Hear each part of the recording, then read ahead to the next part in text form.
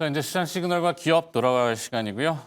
오늘은 두 분 전문가, 헤르메스 스탁의 김시은 팀장과 다올투자증권 이성웅 차장입니다. 어서 오세요. 네, 안녕하세요. 네. 자, 내용을 또 파악해봐야 되니까 김유정 아나운서 시그널 좀 정리해 주시죠. 네, 이번 주 다시 한번 시장에 기대감이 들어오고 있는 섹터는 은행, 보험, 지주사입니다. 과연 왜 이 시각 시장에선 그 수급이 들어오며 주가가 급등하고 있는지 함께 포착해 보도록 하시죠. 가장 먼저 KB금융 함께 체크해 보도록 하겠습니다. 투심이 변화하면서 시총 역시 새로운 기록을 써 내려가고 있는 모습 오늘 아침에 포착되고 있는데요. 그 핵심 이슈는 전에 있었던 9일의 고위 당정 협의회 때문입니다. 이 정부와 여당 모두 그동안 35%였던 배당 소득에 대한 최고 세율을 25%까지 완화하는데 이 입을 모아 지금 의견이 좁혀졌기 때문인데요. 기존의 35%의 최고 세율이었다면 지방세 10%까지 더해져서 무려 38.5%를 부과했었는데요. 이렇게 25%까지 완화가 되게 된다면 배당주에 대한 매력도가 더욱더 커지고 수급 역시 함께 들어올 수 있을 거란 기대감까지 함께 더해져 있습니다. 특히나 수급적으로도 매력적인데요. 최근에 그 외 섹터 대비해 소외주로 꼽혔던 은행주에 대해서는 최근 기관 투자자들의 수급까지 함께 연속적으로 들어오고 있는 모습이었고요. 추가적으로 외국인 투자자의 수급까지 함께 유입될 수 있을 것으로 기대가 되고 있는데요. 추가 상승 가능성 그리고 오늘이 매수해야 할 그 첫날인지 함께 알아보도록 하겠습니다. 이렇게 은행주와 함께 상승하고 있는 두 번째 특징주입니다. 바로 지주사도 함께 알아보도록 하시죠. 지주사 이미 올해 그 상승률이 좋았습니다만 오늘 은행주와 함께 그 상승에 대한 기대감이 함께 더해지고 있습니다. 핵심은 역시나 은행주와 마찬가지로 배당소득 분리과세에 대한 기대감이 있고요. 이것과 덧붙여서 3차 상법 개정안에 대한 기대감까지 함께 들어오고 있습니다. 이 자사주 의무 소각에 대한 기대감 함께 더해져 있고요. 이뿐만 아니라 SK그룹주 같은 경우에는 자회사 자체 최근 그 실적 호조세까지 주가 상승을 견인하면서 기관 투자자들이 4거래 연속 순매수세 이어가고 있는데요.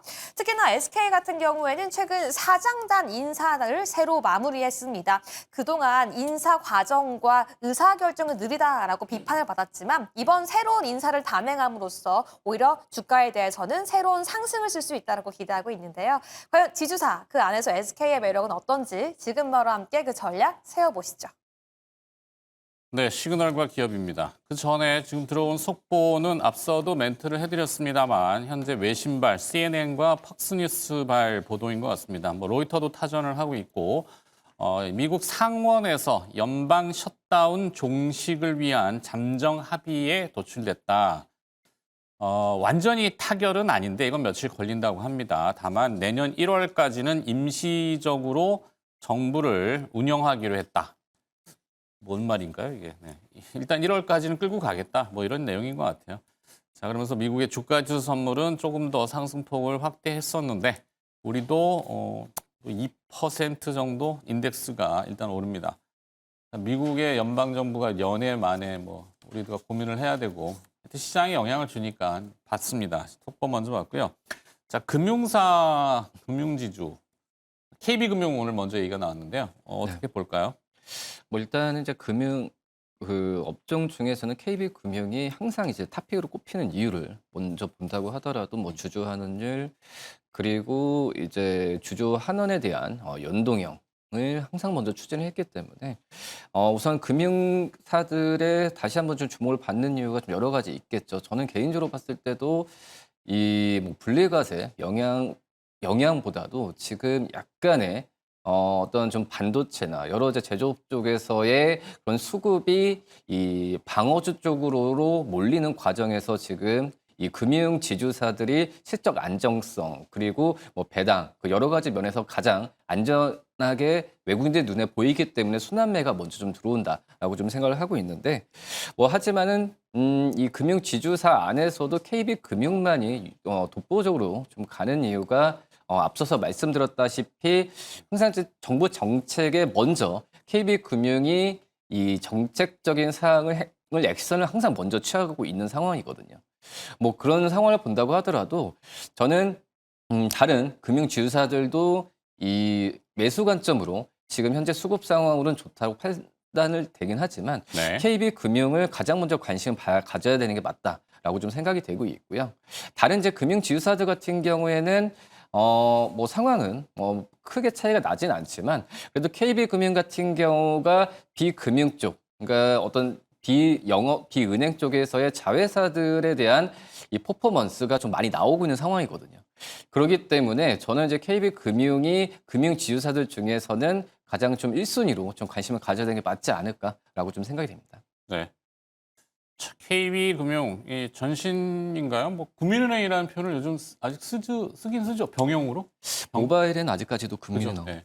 국민은행. 외국인 지분율이 76%니까 외국은행 그냥 이렇게 표현하는 게 맞죠? 예. 외국 국민은행 이렇게 해야 되나? 하여튼 뭐 외국인 지분율이 지금 현재 76%를 넘어가고 있다. 대단합니다. 77%까지 갈 것 같은데 이론적으로는 100%다 사도 됩니다. 뭐 외국인이 100%다 사가지고 자기 거라고 하면 하겠죠. 어쨌거나 그러면 지분율이 높다는 거는 최근에 이제 상법 개정이라든지 배당 소득세기에 맞물리면 배당 압박이 엄청나게 들어가겠죠. 뭐 주총을 거쳐서든. 그러면 소액 주주들도 배당은 받겠습니다. 뭐 배당 얼마나 줄지 모르겠는데 많이 벌었으니까 배당하는데 명분도 딱 서고 그죠? 배당 얼마나 해줄까요?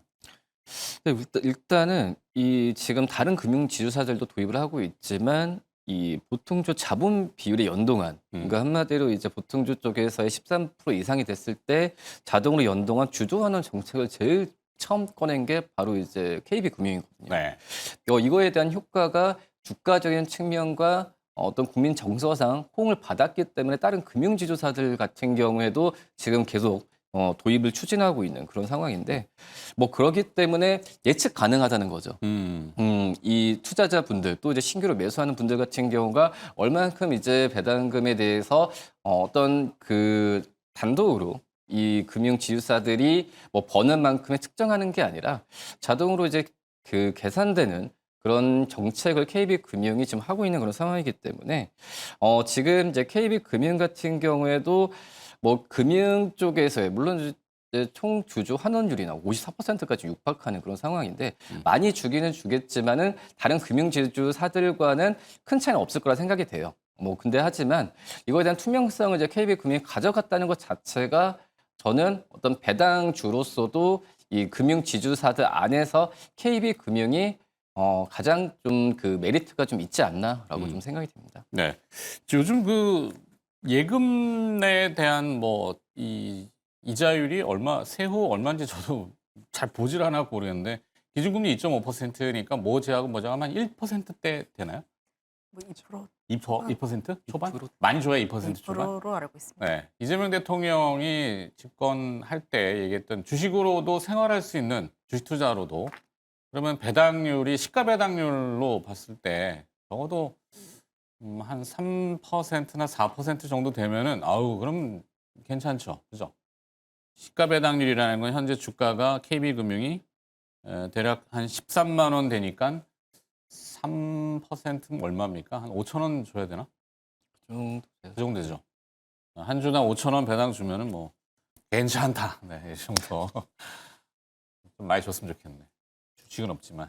일단 뭐 배당금도 중요하지만 일단 주가 자체에 대한 주가를 산 다음에 그래도 이제 뭐 그 배당 라기를 고려해서 샀다 팔았다 하는 경우도 있겠지만은 주가 수준 자체가 지금 아직 PBR 기준으로 본다고 하더라도 이 0.8배 이하에서 저평가로 지금 형성이 돼 있거든요. 네. 그 안에서 지금 증권사들도 목표 주가를 높이고 있는 상황에서 뭐 배당금도 많이 받으면 좋고 주가적인 측면에서 잘 가는 부분으로도 1순위가 이제 주가가 가장 좋아야 되지 않을까라고 판단됩니다. 근데 뭐 PBR 개념에서 요즘은 이제 PER 개념으로 많이 바꾸잖아요. SK 하이닉스도 목표가 100만 원을 부른 게 그전에 PBR에서 PER로 어닝 많이 버니까 그거에 대한 밸류에이션을 멀티플이라고 하는 전문 용어를 쓰지만 화려하게 꽃을 피울 수 있다.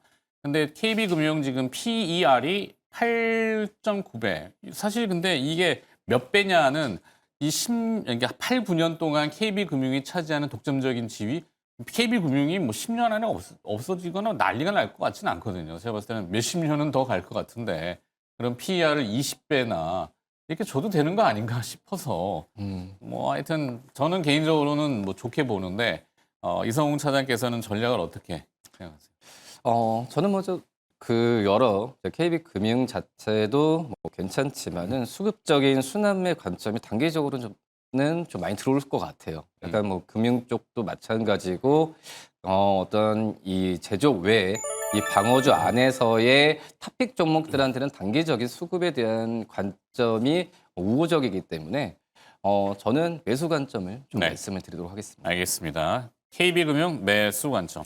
그다음에 SK지주사 어떻게 보세요? 봐야죠. 봐야죠? 지금 뭐 정부의 정책 관심 있게 봐야 된다. 관심 있게 봐야 하는 종목 중 하나라고 보시면 좋을 것 같고 특히나 지주사를 보게 되었을 때 항상 이제 원티어 쪽에 있는 그런 종목군 중 하나라고 보시면 좋을 것 같은데 네. 앞서 이야기했던 것처럼 지금 정부의 정책 기대감이 증시에 다시 한번 나오고 있습니다. 자사주 소각이라든지 배당에 대한 내용들이 나오게 되면서 결국은 지수가 그 주가가 얼마 올라갈 수 있는지가 가장 중요하지 않을까라는 생각을 가지고 있는데 지금 또 보시면 지주사라고 해서 모든 뭐 외국인이나 기관 쪽에서의 수급들이 다 들어온 상황들은 아니에요. 그 안에서도 지금 뭐 20일 평균으로 보게 되었을 때 플러스를 유지하고 있는 쪽이 SK와 LS 정도라고 보시면 좋을 것 같습니다. 덩치 큰 쪽에서. 네. 결국 그 뜻을 보게 되었을 때 지금 자사주 소각이나 정부의 정책에 대한 기대감이 있더라도 결국은 지금 자회사 쪽에서 핵심이 있는 쪽들, 특히나 지금 시장에서 돈을 잘 벌고 있는 자회사들을 보유하고 있고 그로 인해서 앞으로의 평가가 더 올라갈 수 있는 그러니까 기업 가치가 더 올라갈 수 있는 종목군들에 대한 관심도가 여전히 더 유효하지 않을까라는 생각을 가지고 있어요. 물론 지금 정부의 정책 기대감들, 특히나 12월에 대한 기대감에 의해서 결국은 지금 그거에 대한 방향성으로 가닥을 많이 잡긴 했습니다만 지금 그게 아니더라도 결국은 지수가 더 움직이기 위해서는 지주사가 움직일 수밖에 없다는 측면에서 계속 관심 있게 봐야 하는 종목군이다. 이렇게 정리 드리도록 하겠습니다. 네. 자, SK 그러면 핵심은 현재 뭐 SK 하이닉스죠. 근데 SK 하이닉스의 최대 주주는 SK 스퀘어고 SK 스퀘어의 최대 주주가 주 SK예요. 왜 이렇게 자꾸 쿠션을 쳐놨는지 모르겠는데 뭐 이재명 대통령도 SK 그룹은 좋은 그룹이다라고 얘기하는 거는 그만큼 이제 시장 친화적으로 돈 많이 버니까 배당도 좀 빵빵하게 쭉쭉 해주시면은 좋지 않겠어요라고 무건의 압력이죠. 잘하겠죠? 뭐 잘 하겠죠. 이제 정부의 이런 것도 있고 항상 저는 그런데 그렇게 생각하고 있어요. 배당을 하게 되었을 때 배당을 주는 것도 좋아하긴 하는데 네. 배당주를 선택을 하시려면은 결국은 기업 가치가 올라가는 쪽이 배당을 줄 확률이 더 높다라는 생각을 합니다. 사실 배당주 같은 게 미국 시장이 더 잘 되어 있어요. 그리고 미국 시장에서 약간의 힌트를 얻어보고 약간의 이제 배당주 포트폴리오를 꾸리는 성향들을 보시면은 항상 일정하게 배당을 주는 기업들이 있고 계속해서 성장을 하면서 배당금을 늘리는 기업들이 있습니다. 저는 초기에 세팅을 할 때는 이 후반 쪽에 조금 더 집중하시는 게 맞지 않을까라는 생각을 가지고 있어요. 결국은 시가에 대한 부분들이 낮았을 때 세팅을 차곡차곡 하고 사실 배당이라는 게 내가 1년 받고 끝 할 건 아닙니다. 보통 배당 투자라는 게 5년, 10년 굉장히 장기 플랜이기 때문에 얼마만큼 배당을 꾸준하게 주는지 얼마만큼 올릴 수 있는지가 가장 중요하지 않을까라는 생각을 가지고 있어서 저는 거기에서 지금 자회사들 그래도 잘 하고 있는 쪽이 괜찮지 않을까 이 정도면 이제 굉장히 좀 이렇게 힌트가 되지 않았을까라는 생각 가지고 있습니다. 네. 한때는 주식회사 SK 지주사가 목표가 뭐 100만 원 막 이랬는데 거꾸로 막 계속 내려가가지고 뭐 한때 뭐 10만 원도 깨고 막 이랬던 것 같은데. 어찌됐건 전략 어떻게 가져갑니까 SK는? 매수인데 이제 분할 매수 관점이라 보시면 좋을 것 같아요. 사실 내가 뭐 단기적인 주가에 대한 모멘텀을 보겠다 하시는 분들 같은 경우에는 정부의 정책이 오픈될 때 그때까지 진행하는 것도 괜찮다라고 생각을 하지만 내가 뭐 배당이라든지 혹은 정부의 정책을 확실하게 믿는다 하시면은 앞서 이야기했던 것처럼 사실 이런 건 장기 플랜이에요. 네. 5년 이상 가져가실 분들로만 선택을 하시는 것도 좋지 않을까 이렇게 말씀드려보도록 하겠습니다. 네. 장기적으로 분할 매수 이렇게 전략 가져갑니까? 네. 장기 분할 매수. 알겠습니다. 자, 두 번째 시그널로 넘어가 보죠. 김유정 아나운서. 네, 두 번째 시그널은 호실 적속에 급등하고 있는 기업들 함께 포착해 보도록 하겠습니다. 먼저 한국 타이어앤테크놀로지입니다. 타이어 관련 종목들, 특히 국내 3사는 잇따른 호실적을 발표하고서 이 급등세를 이어가고 있는데요. 한국 타이어앤테크놀로지 그 호실적의 전망에는 글로벌 판매량 증가 소식이 있었습니다. 전기차 캐즘과 IRA 새 공제 속에서도 전기차 또 고급용 차량용 판매량이 높았다고 평가하고 있고요. 신차만이 아니라 교체 수요까지 증가했다라고 시장은 평가하고 있는데요. 호실적에 이어서 특히나 4분기 이후에 관세에 대한 영향도 제한적일 것으로 평가하고 있습니다. 관세 역시 15%까지 내려갔는데 판매비는 이미 증가를 시켜놓은 상태인데다가 운임비, 재료비까지 감소시킨 영향이 앞으로도 실적에는 긍정적으로 작용할 수 있다라고 평가하고 있는데요. 이뿐만이 아닙니다. 이미 2024년도에 자회사로 편입한 자동차용 냉난방 관리 기업이죠. 한운 시스템 역시 최근 실적 개선세를 보이면서 한국 타이어에 대한 긍정적인 전망은 이어지고 있는데요. 과연 이 상승의 지속성이 언제까지 될지 오늘 그 전망 함께 체크해 보도록 하겠습니다. 다음 호실적 기업도 함께 열어보도록 하겠습니다. 이 자동차와 산업용 반도체 파운드리 업체죠. DB 하이텍 함께 보도록 하겠습니다. 이 반도체 호황과 가격 상승의 효과를 톡톡히 보고 있는데요. 역시나 3분기에 호실적을 모이면서 주가는 상승하고 있습니다. 특히나 미국과 중국 사이의 그 갈등의 반사 수혜를 보고 있는데요.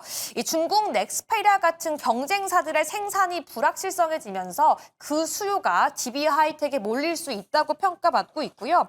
특히나 공장 가동률이 이미 높은 가운데 파운드리의 공급 부족 이슈로 인해 가격은 더욱더 상승할 거라고 전망하고 있습니다. 이 DB 하이텍이 주력으로 하고 있는 자동차용 칩, 전력용 칩에 있어서 이미 수요가 강력하기 때문에 가격은 꾸준히 상승하면서 실적 역시 앞으로 견인될 거라고 전망하고 있는데요. 이 상승세는 어디까지 이어질 수 있을까요? 오늘의 호실적 기업들 그 전망 함께 알아보시죠. 자, 한국 타이어앤 테크놀로지. 전기차가 됐던 내연기관차가 됐건 뭐 트럭이 됐던 뭐 상용차가 됐던 뭐 소형차, 대형차 관계없이 타이어는 다 달고 다닌다. 뭐 그래서 호실적이 나왔다. 뭐 이렇게 됩니까? 실적을 좀 뜯어 보셨나요? 일단은 한국 타이어 테크놀로지가 지금 여러 가지 이제 실적이 좀 늘 수 있는 그 사항들이 뭐 이번에 나왔던 사항들이 그전부터 좀 예상이 됐었던 그런 상황이었거든요. 몇 년 동안 이제 한국 타이어의 주가와 실적을 눌렀던 게 일단은 이제 그 미국의 관세 25%에서 15%로 바뀌는 그런 상황이었고, 그리고 2년 전부터 이제 천연고무 가격이 좀 하락을 계속 좀 했었어요. 했었던 상황이 지금 이제 원가에 대한 부분으로 좀 반영이 좀 뒤늦게 되는 상황이 좀 있었고, 그리고 이제 마지막으로 본다고 한다면 한국 타이어가 이 그 판매, 그러니까 내연기관보다도 전기차 쪽으로의 이 판매 비중을 점점 늘리고 있는 과정이 몇 년 동안 계속 진행됐던 상황이었거든요. 여러 가지 상황을 봤을 때도 이번에 뭐 실적에 대한 부분이 생각보다는 높게 나와서 또 증권사들도 목표 주가를 6만 원 후반까지 제시하면서 주가가 올라갔는데, 저는 이제 한국 타이어 그전에도 제가 몇 번 다른 자동차 부품주들 대비해서 이 타이어 주들 같은 경우는 좀 담아보다라고 좀 말씀을 많이 좀 드렸었는데, 그만큼 이제 이 부분이 이제 주가에 오늘 좀 이슈도 나와주면서 거래량이 터졌다고 좀 생각이 되고 있거든요. 뭐 그렇기 때문에 지금 현재는 이 전기차 타이어 판매 비중 같은 경우에도 거의 이제 25%, 2년 전엔 15%였는데 지금 이제 25% 이상까지도 지금 올라온 상황에서, 물론 이제 전기차가 앞서 그 향후에 더 잘 팔려야 이 한국 타이어의 이 매출이나 뭐 영업이익에 대한 부분이 더 올라갈 가능성이 있지만, 지금 현재 분위기로 본다고 하면은 뭐 아예 그 나쁜 것보다도 이제 기저효과가 저는 전기차 판매 부분은 나올 가능성이 있다라고 좀 생각이 되고 있기 때문에, 저는 한국 타이어앤 테크놀로지는 오늘 좀 매수했을 때 뭐 오늘 급등했을 때 과감하게 매수하라는 것보다는 이제는 좀 관심을 가질 필요가 있어서 조금이라도 좀 담아보는 전략도 나쁘지 않다라고 좀 생각이 듭니다. 네. 한국 타이어 앤 테크놀로지도 PBR은 현재 0.6배, 1 완전 언더 완전 미치고 PER은 7, 8배. 뭐 굉장히 이 평가를 잘 못 받는 거죠. 두 가지 해석인데 싸다. 첫 번째는 이렇게 볼 수도 있고 반면에는 그 시장이 와 풀로 찼구나. 이제는 더 이상 뭐 경쟁을 해서 이게 뭔가 혁신적인 거 타이어가 갑자기 뭐 삼각형 뭐 이렇게 뭐 오각형 이렇게 뭐 대단하게 뭐 이루어지기가 좀 어렵잖아요. 그런 면에서도 좀 그렇고 리스크라고 한다면 이제 UAM이라든지 아니면 뭐 이렇게 해상 운송수단 뭐 한강버스가 막 상용화되어서 막 날아다니면은 타이어를 안 쓰겠죠. 쓸 수도 있겠군요. 네. 하여튼 그래서 한국타이어 테크놀로지는 어떻게 전략을? 그러니까 한국 타이어가 뭐 성장주는 아니죠. 네. 빠른 성장 앞서서 말씀드렸다시피 뭐 특별하게 성장주 아니지만 느리지만 강하다라는 느낌은 굉장히 좀 많이 그전부터 받고 있었거든요. 그리고 이제 이 타이어 글로벌 타이어 업체들 같은 경우에도 뭐 다른 제조업체들 대비해서는 뭐 PER이 높진 않은 상황인데 그래도 10배 이상 정도는 꾸준히 갖고 있는 상황에서 한국 타이어가 PBR이나 PER 전체로 보고 또 이제 뭐 그런 얘기도 오늘 좀 나오죠. 뭐 이제 배당률을 이제 한 3년 후까지는 지금 현재보다도 이 2배까지도 올릴 수 있다. 뭐 이런 네. 얘기가 좀 나와주고 있는 상황에서 그러니까 한국 타이어의 낸 테크놀로지를 단기적인 트레이딩 관점으로 접근하는 것보다도 제가 서두에 말씀드렸다시피 오늘 급등했을 때 재평가가 지금 이루어지는 오늘이 시작이라고 좀 판단되고 있거든요. 뭐 그러기 때문에 저는 조금이라도 뭐 매수 관점을 가져가면서 꾸준하게 관심을 가져야 되지 않을까라고 생각이 됩니다. 네. 자, 신발보다 싼 타이어 한때는 막 그랬는데 이제 뭐 안 터지는 타이어 뭐 이런 거 나오면 또 점프업도 하시겠는데 하여튼 오늘 주가가 섰어요. 빵 섰는데 전략을 매수 이 가격에 매수라는 것보다도 어. 조금 매수. 조금 매수. 네, 해서 다른 한번. 담궈놓자. 네, 바른 담궈놓자. 이 개념을 말씀드리겠습니다. 알겠습니다. 지금 딱 뭐 이 가격이다 할 수는 없지만 하여튼 움직였다라는 데 의미가 있기 때문에 지켜봐야 되는 어떤 관심 포트폴리오에 좀 넣어두자 이런 의미로. 자, 두 번째는 DB 하이텍입니다. 이 범용 반도체라고 하죠. 반도체가 오만 저게 많이 쓰인 전자제품에는 다 들어가니까 뭐 고급 반도체, 고사양의 반도체도 있지만 뭐 그런 범용 반도체의 주력인 게 DB 하이텍인데 갑자기 여기까지 이제 뭔가 그런 활황이 들어갑니까? 뭐 활황까지는 아니고 이제 3분기 실적 잘 나왔고 또 미중 갈등에 따라서 중국이 또 자기 실적이 안 나오는 것도 이상하지 않나? 네, 이제 그렇죠. 이제 자국산 반도체를 또 살려야 하다 보니까 지금 당장 쓸 수 있는 그런 쪽에서의 수요가 나와서 가동률이 굉장히 많이 올라왔다 쪽이라 보시면 좋을 것 같은데 아직까지 뭐 8인치 파운드리라든지 이런 부분에 대해서는 우리가 조금 더 확인해 볼 필요는 있다. 가동률 굉장히 잘 나오는 것도 맞고 실적도 굉장히 잘 나오는 것도 맞기는 하나 가장 중요한 건 이제 산업이라든지 기업의 사이클에서 결국은 이 기업이 더 추가로 올라가기 위해선 Q가 올라가거나 혹은 P가 올라가야 할 필요가 있는데 지금 같은 상황에서 P가 아직까지 올라가는 게 확인이 되지 않고 있는 상황이라 보시면 좋을 것 같아요. 거기서의 이제 물음표가 약간은 있다 보니까 그동안 반도체 종목군들이 굉장히 많이 달렸을 때 이 종목이 좀 더 졌다라고 보시면 좋을 것 같고요. 네. 다만 지금 뭐 DB하이텍이 오늘 좀 잘 올라와 주고 있고 뭐 그 외에 다른 반도체 기업들, SK하이닉스라든지 이스페타시스라든지 이런 종목군들에 대한 움직임이 나와주고 있기는 한데 결국은 지금 자리에서 매수는 괜찮지 않을까라는 생각을 가지고 있습니다.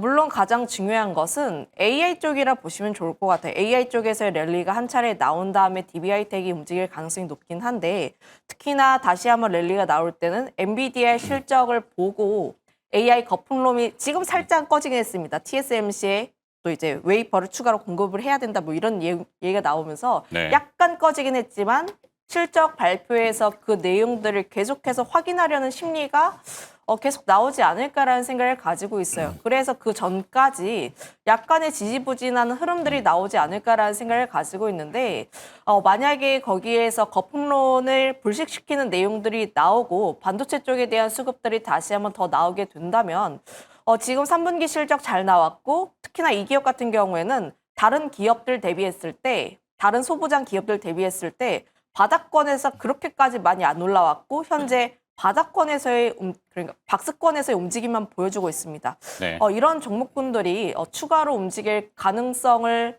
배제할 수가 없기 때문에 지금 자리로서는 매수하기 나쁘진 않다. 이 정도로 말씀드려보도록 할게요. 자리가 나쁘진 않다. 그럼 전략은 어떻게? 이제 분할 매수에 대한 관점이라 보시면 좋을 것 같은데 네. 54,500원 라인서부터 58,000원 라인대까지 분할적인 매수에 대한 관점이고요.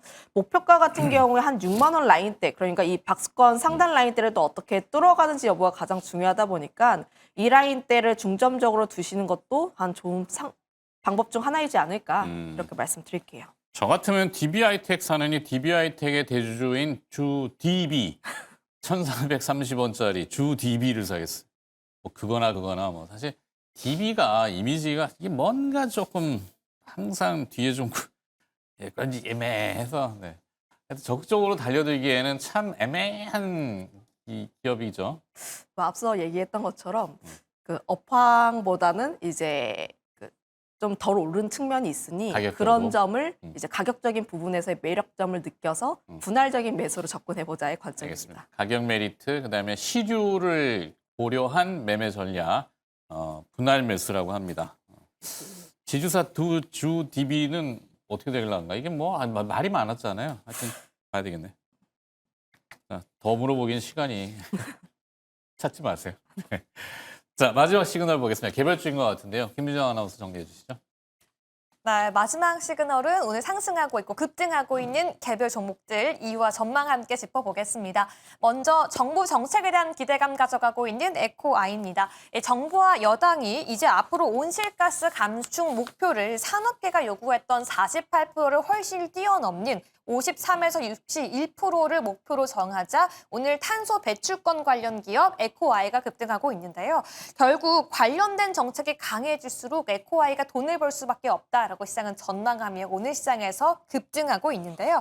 다만 아직 실적은 크지 않습니다. 이 기대감이 언제까지 이어질 수 있을지 급등의 이유와 전망 함께 짚어보도록 하시죠. 다음 종목까지 함께 체크해 보도록 하겠습니다. 이 비만 치료제 관련 종목들 그 안에서도 오늘은 이 장기 지속적 주사 치료제인 G2G 바이오가 급등하고 있는데요. 최근에는 유럽 소재 글로벌 제약회사 4군데와 함께 공동 개발 계약 소식을 전하기도 했습니다. 결국엔 약을 여러 번 먹을 필요도 여러 번 맞을 필요도 없이 한 번 약을 주사하면 오랫동안 그 치료 효과가 이어질 수 있다는 기술에 시장이 집중하고 있는 건데요. 과연 이 시장이 집중하며 급등하고 있는 G2G 바이오, 오늘이 급등하더라도 과연 들어갈 타점이 남아 있는 걸까요? 그 전략 지금 바로 함께 알아보시죠. 네. 자, 에코아이, 이건 뉴지바입니까? 뭐, 아이가 들어갔으니까 뭔가 또 친환경 에코 이런 쪽인 것 같은데 본업이 뭔가요? 뭐 일단은 뭐 이제 2013년부터 이제 탄소 배출권 사업을 뭐 시작한 상황인데, 그래서 이제 2023년 11월에 신규 상장 한 기업이라고 좀 말씀드릴 수 있겠고요. 그렇기 때문에 이제 탄소 배출권 앞서서 이제 그 온실가스 감축이나 이런 부분이 얘기가 나왔을 때 항상 이제 에코아이가 제일 첫 번째 탑픽으로 거론되는 이유가 이런 부분에 있어서 본업 자체를 좀 많이 바꾼 그런 상황이라고 좀 말씀드릴 수 있겠고요. 뭐 그렇기 때문에 지금 에코아이가 주가가 오늘 좀 올라가고 있고, 그전에도 주가가 좀 한 번씩 이제 점프를 할 때마다 이전에 그 대선 공약 때도 이 온실가스 감축에 대한 얘기가 나왔을 때 한번 좀 올라갔었고, 또 이제 뭐 트럼프 대통령이 이 탄소 배출에 대한 뭐 기술에 대한 부분에 투자한다 이런 얘기가 나왔을 때만 좀 올라갔기 때문에 실적주라고 볼 수는 없죠. 없는 상황이고, 하지만 이 뭐 기후협약이나 또 이제 온실가스 감축이라는 환경적인 트렌드가 글로벌적으로 모아지고 이 부분이 산업적으로 연결이 된다고 하면은 에코아이가 가장 큰 어떤 탄소 배출권에 대한 거래에 대한 부분을 가장 많이 하고 있는 기업이기 때문에 에코아이가 수혜를 1차적으로 받을 가능성은 저는 굉장히 높다라고 네. 좀 생각이 좀 되고 있고요. 뭐 하지만은 지금 이슈에 의한 주가에 대한 트렌드, 물론 장기적인 성장성은 괜찮다라고 볼 수 있습니다. 하지만 지금 현재 오늘도 주가 올랐다가 다시 한번 약간 조정받는 부분을 본다고 한다면 단기적인 트레이딩 그 물량들이 굉장히 좀 많다라고 좀 생각이 되고 있어요. 뭐 그렇기 때문에 에코아이는 저는 이제 관망으로 좀 말씀드리도록 하겠습니다. 관망. 네. 네. 실체가 좀 애매모호해서 이 탄소 배출권은 몇십 년째 지금 나왔던 몇십 년? 거의 20년 넘은 것 같아요. 탄소 포집 뭐 얘기하고 있는데 아직도 그 실체들이 좀 안 나오고 있죠. 물론 정책이나 이게 또 변화가 극심하니까.